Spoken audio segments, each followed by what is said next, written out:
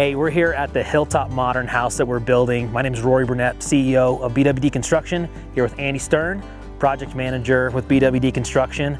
And we're here today to talk about what has happened in the framing process and some of the details around what we do during this phase.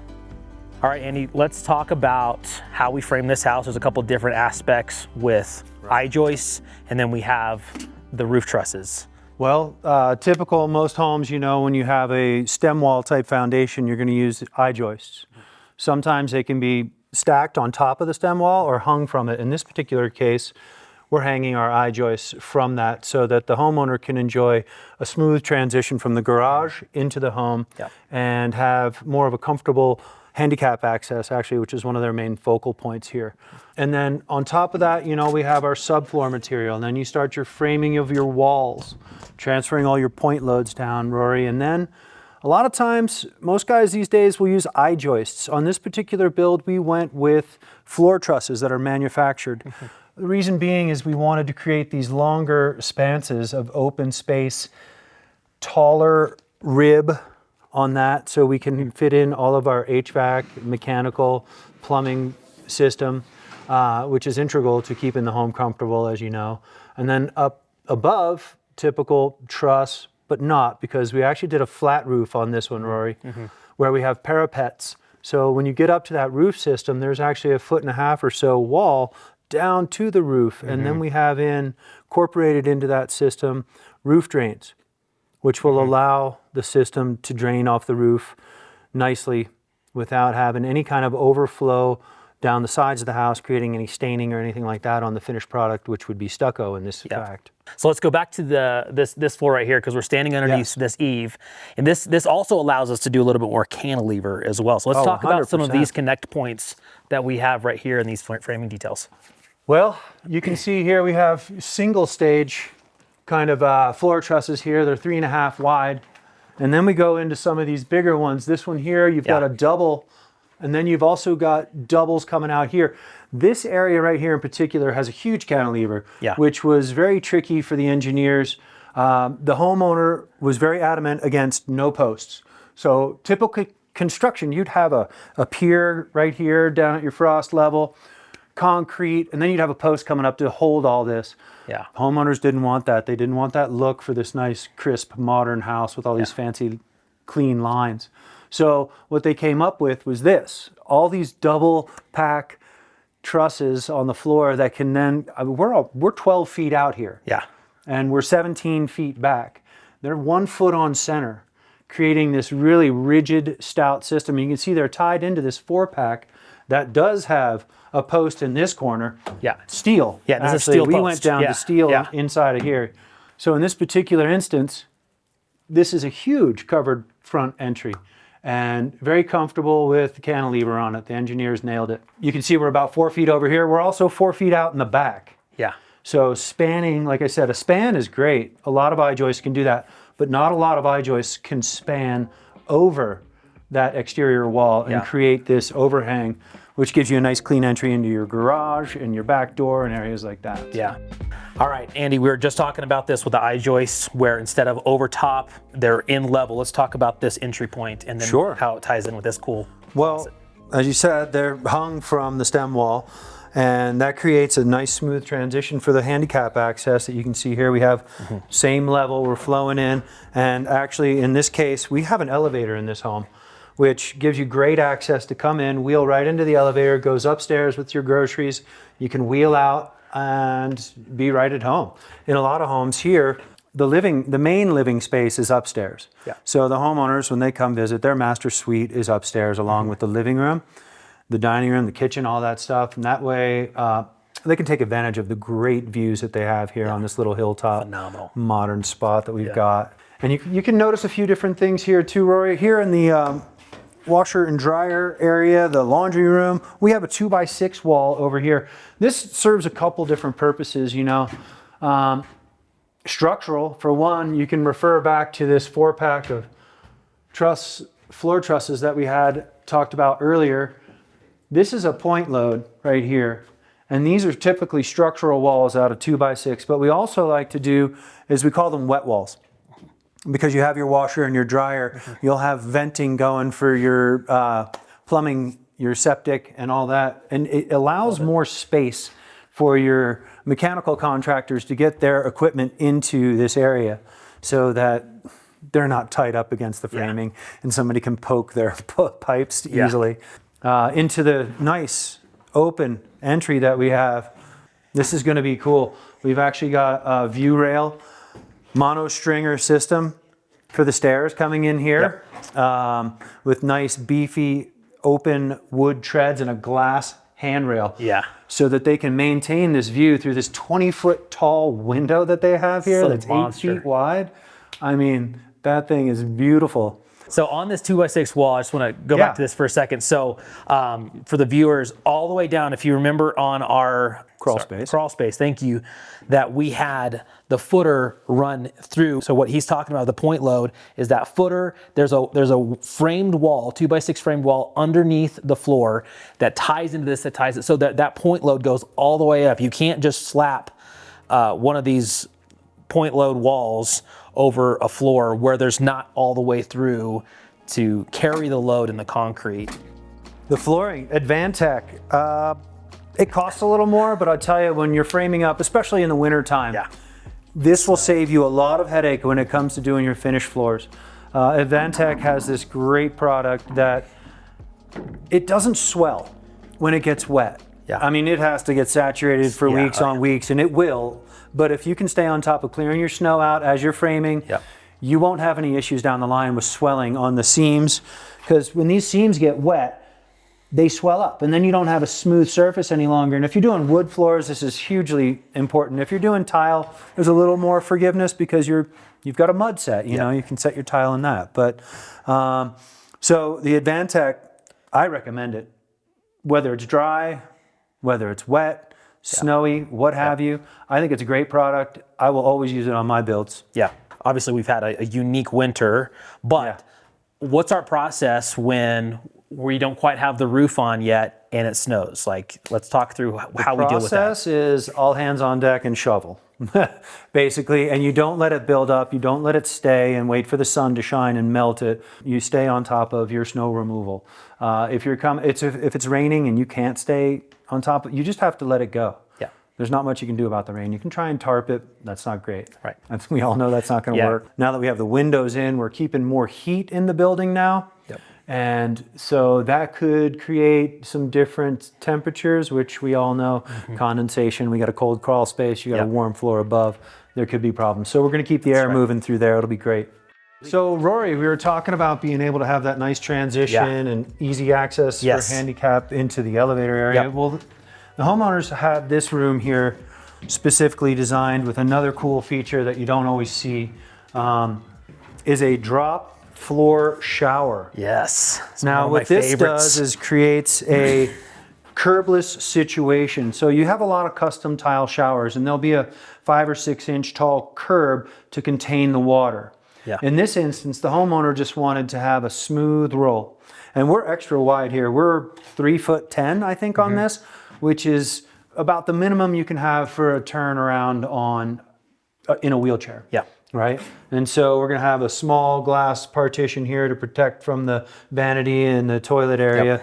But it's a smooth transition. When we get finished with all the tile, this will be one level, draining down into, we're going to put a cool linear drain down here because we're going with some large format floor tiles.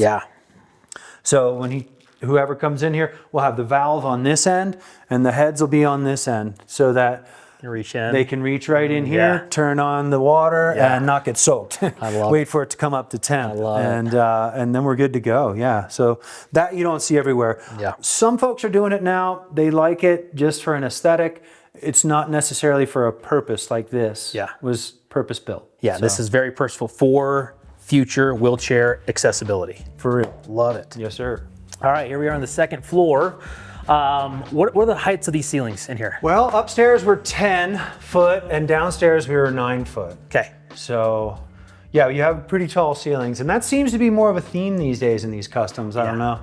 Across the board. What the theory is, but it gives it a nice lofty feeling, gives you more open air kind of situation. Well, and even the doors, we have a huge framed.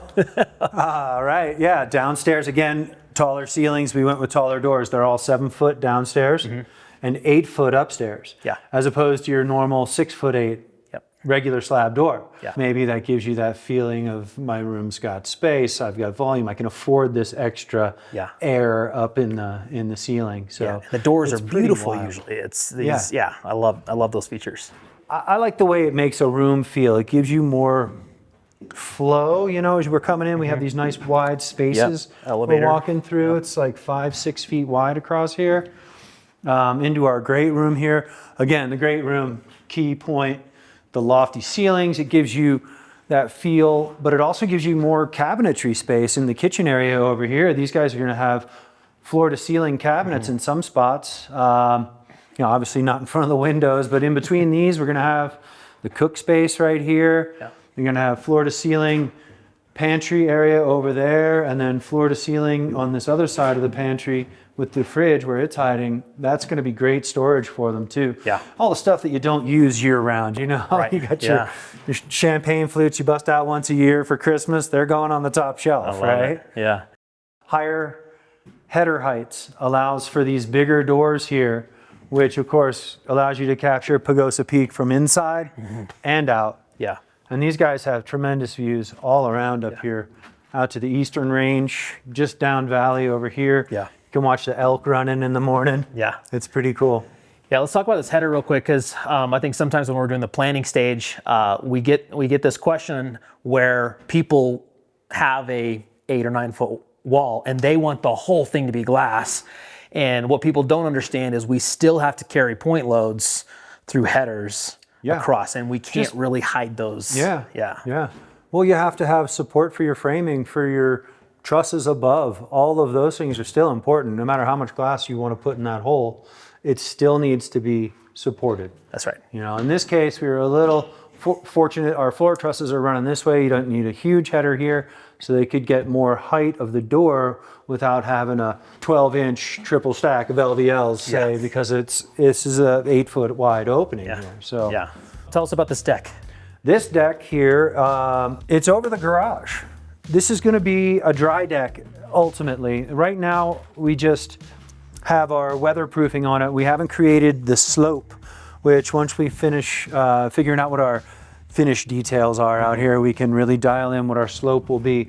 We had the truss company drop these trusses 3 inches so that we can get a 1/4 inch a foot going away from the house. We're gonna finish this off with some nice cable railing in between to maintain that open feel. Again, this is a cantilevered section out here. This part is actually 8 feet over the house right here, this section for the stairs going down the back. Now, we did have to put some steel on that one because we couldn't get wood strong enough to go 4 feet out that way, span the whole building, and then come 8 feet out this way. So that was a necessity. Since we're here, let's talk about these windows a little bit. Weather shield. I used these in one of my own personal homes years ago. I love them.